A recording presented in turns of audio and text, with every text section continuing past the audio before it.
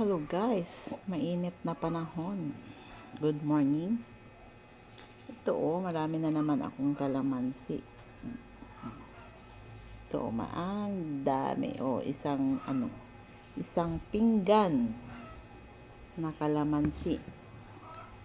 Ano kaya pwedeng gawin dito? Ayan. Pwedeng gawing sausawan. Ayan. Pwedeng gawing juice. Ano pa? Pwedeng gawing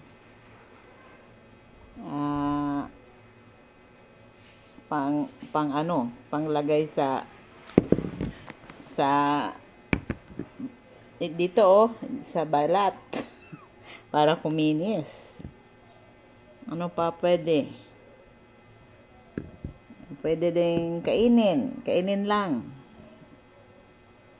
ng yung tulad ng mga ibang prutas na pwedeng kainin lang. Parang dalandan. Ano pa? Ano pa kaya pwedeng gawin dito?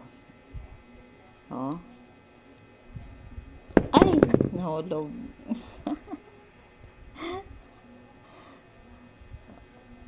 Panlagay sa gulay, sa isda. Pwede din palang pang marinate. Yan, sa chicken at saka pork.